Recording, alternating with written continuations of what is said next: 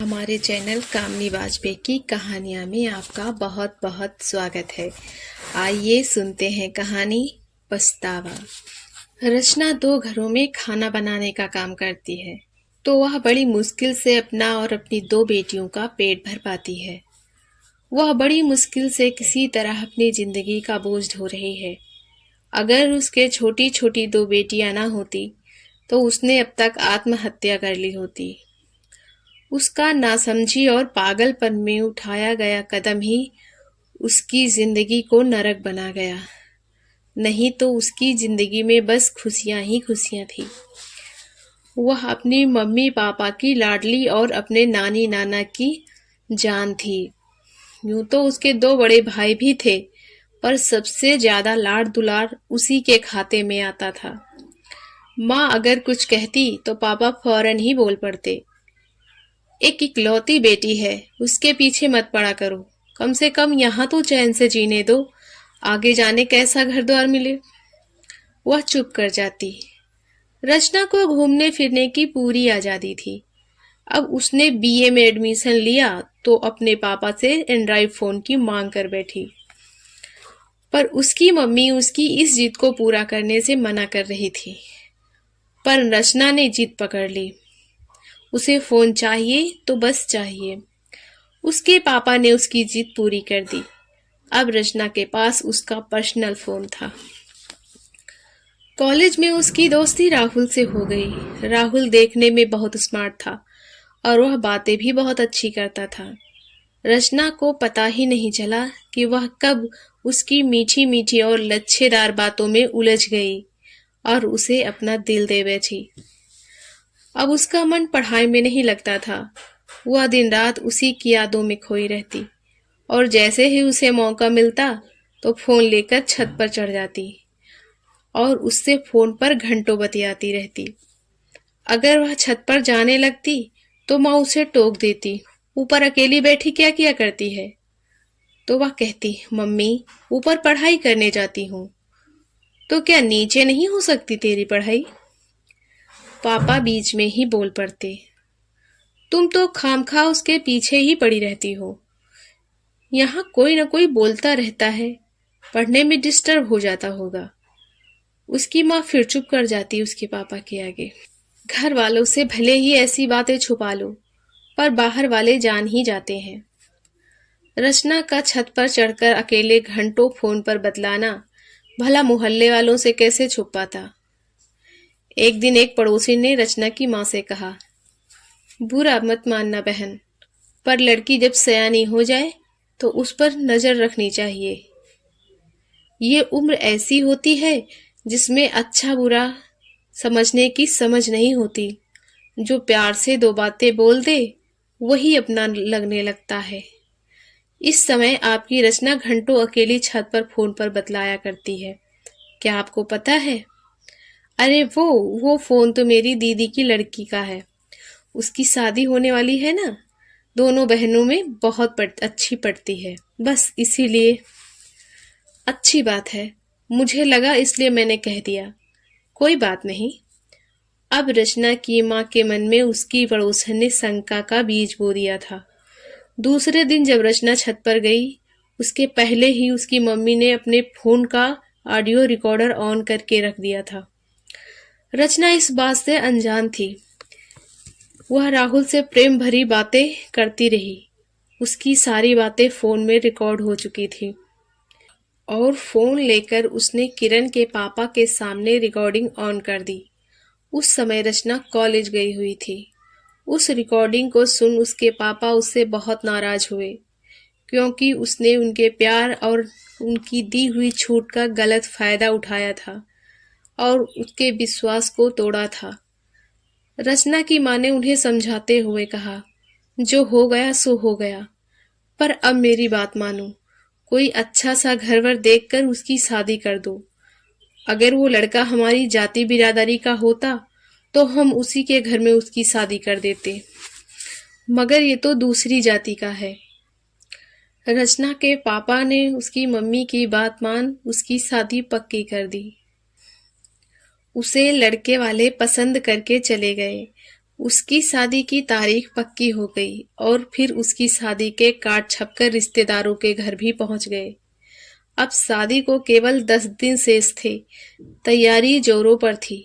रचना college गई, पर आज वह वापस नहीं आई। घर वालों ने थोड़ी देर इंतजार किया, फिर तलाश करना शुरू किया और थाने में गुमशुदगी की रिपोर्ट लिखाई। 2 दिन बाद वह पुलिस वालों को रेलवे स्टेशन पर एक लड़के के साथ मिली। उसका नाम राहुल था। रचना के मम्मी पापा थाने में बुलाए गए, जहां रचना ने उनके साथ घर जाने से मना कर दिया और ये आरोप लगाया कि उसकी मर्जी के खिलाफ वह उनकी शादी कर रहे हैं। रचना और राहुल दोनों बालिग थे, इसलिए दोनों ने शादी कर ली और दोनों ही इस शहर को छोड़कर दूसरे शहर चले गए। कुछ दिन तो राहुल ने उसे बहुत प्यार से रखा, पर धीरे धीरे उसका असली रूप सामने आने लगा। वह उसे मारने पीटने लगा और खूब शराब भी पीने लगा। उसके 2 बेटियां भी हो गई थी। एक दिन उसने देखा कि राहुल ने एक आदमी से कुछ पैसे लिए और उसे अपना घर दिखाते हुए कहा, जब मैं घर पर न हूं तब आना, साली अकेली ही रहेगी, समझे? उस पर आदमी ने हाँ में सिर हिला दिया। रचना सब समझ गई कि उसके पति ने उस आदमी से उसका सौदा किया है। वह उन दोनों के वहां से जाते ही वहां से भाग निकली और अपने शहर वापस आ गई। वह रेलवे स्टेशन पर खड़ी थी। उसकी समझ में नहीं आ रहा था कि अब वह किधर जाए। तभी उसके मौसेरे भाई केशव ने उसे देख लिया। जब रचना ने रो रो कर अपनी कहानी बताई तो उसे उस पर और उसकी 2 छोटी छोटी बेटियों पर दया आ गई। उसने उसके रहने के लिए एक छोटा सा कमरा दिलवा दिया और 2 घरों में खाना बनाने का काम भी। रचना अपने में खोई हुई थी कि बाहर दरवाजा खटखटाने की आवाज आई। उसने उठकर दरवाजा खोला तो चौंक गई। सामने उसकी मम्मी खड़ी थी। पूरे 5 साल बाद देख रही थी वह उन्हें। वह पहले से बहुत कमजोर हो गई थी। देखने में ऐसा लग रहा था कि अक्सर बीमार रहती हूँ। उनकी ऐसी हालत के लिए वह ही दोषी है, यह जानती है। उसका जी चाहा कि वह माँ के गले लगकर खूब रोए, पर वह ऐसा नहीं कर सकी। मम्मी के हाथ में खाने का बहुत सारा सामान था। उसने उसे रचना को थमाया और अंदर जाकर चटाई पर बैठ गई। वह उदास होकर बोली, रचना, मैं बड़ी मुश्किल से तेरे पास आ पाई हूँ। मुझे तुमसे मिलने के लिए झूठ बोलना पड़ा कि मैं तेरी मौसी के यहाँ जा रही हूँ, वरना तो तेरे दोनों भाइयों और भाभियों ने साफ साफ कह दिया है कि अगर मैंने तुझसे कोई रिश्ता रखा तो वे लोग मुझसे और तेरे पापा से हरदम के लिए रिश्ता तोड़ देंगे। तेरे बड़े भाई भाभी कह रहे थे कि मेरे बच्चे भी तो बड़े हो रहे हैं, आगे चलकर उनकी शादी ब्याह में कितनी अड़चने आएंगी। अगर सबको यह पता चलेगा कि हमने उस बहन से आज तक नाता जोड़ रखा है जो 5 साल पहले हमारी नाक कटवा कर चली गई थी। बेटी, मैं तेरी माँ हूँ, अपने कलेजे पर पत्थर नहीं रख पाई। जैसे ही जाना तू इसी शहर में है, किसी तरह तुझसे मिलने चली आई। केशव ने मुझे बताया तू उसे कितनी बुरी हालत में रेलवे स्टेशन पर अपनी दोनों बेटियों के साथ रोती हुई मिली थी। उसी ने मुझे यह भी बताया कि उसने तुझे 2 घरों में खाना बनाने का काम भी दिलवा दिया और रहने के लिए एक छोटा सा कमरा भी किराए पर ले लिया। तब से मन तेरे लिए बहुत दुखी और बेचैन था। मैं केशव से तेरा पता लेके मिलने चली आई। अपनी माँ को देखते ही उसका मन किया कि वह उसके गले लगकर खूब रोए। उसका जी चाह रहा था कि वह अपनी गलती की क्षमा याचना करे, पर उसकी हिम्मत नहीं हो रही थी उससे कुछ भी बोलने की। वह अपनी माँ के आगे अपनी नजरें ही नहीं उठा पा रही थी। कुछ बोलने की बात तो दूर की है। थोड़ी देर बैठने के बाद माँ ने कहा, रचना, अब मैं चलूंगी। किसी चीज की जरूरत हो तो केशव से कह देना, मैं भेजने की पूरी कोशिश करूंगी। बाकी तो तेरी गलती की सजा तो तुझे भोगनी ही होगी। माँ की बातें सुनकर उसका अपने आप पर काबू न रहा और वह जोर जोर से रोती हुई माँ के पैरों पर गिर पड़ी। माँ, मुझे माफ कर दो। मैं समझ ही नहीं पाई कि क्या गलत है और क्या सही, और ना समझी में मुझसे बहुत बड़ा अपराध हो गया। इस अपराध की सजा मुझे जीवन भर भोगनी है, ये मैं जानती हूँ। माँ ने उसे उठाकर उसके आंसू पोंछते हुए कहा, बेटी, अब जो होना था वो हो चुका है। ये तेरे आंसू तेरी गलतियों से लगे हमारे कुल के दाग को नहीं धो सकते। ये वो गलती है जो सुधारी नहीं जा सकती। फिर भी मैं तेरी माँ हूँ, तेरी हर संभव मदद करने की कोशिश करूंगी।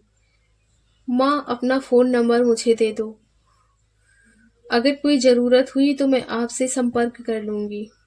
नहीं रचना, मैं तुम्हें अपना नंबर नहीं दे सकती, क्योंकि अगर गलती से भी तुम्हारा फोन घर पर किसी को भी पता चल गया तो बहुत बड़ी मुश्किल हो जाएगी। मैं खुद तुझे फोन कर लूंगी।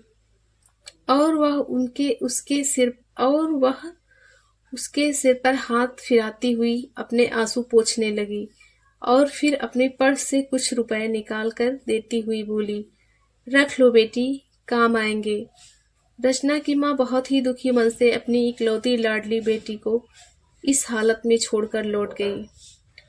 वह और करती भी क्या। घर पहुंचने पर उसका मन बहुत खराब था। उसे अपनी बेटी की बहुत याद आ रही थी। उसका रोता हुआ चेहरा उसके सामने बार बार आ रहा था। वह मन में बार बार यही सोच रही थी कि अगर उन्होंने अपनी बेटी को इतनी छूट ना दी होती तो आज उसका ये हाल ना होता। हमारी कहानी सुनने के लिए आपका बहुत बहुत धन्यवाद।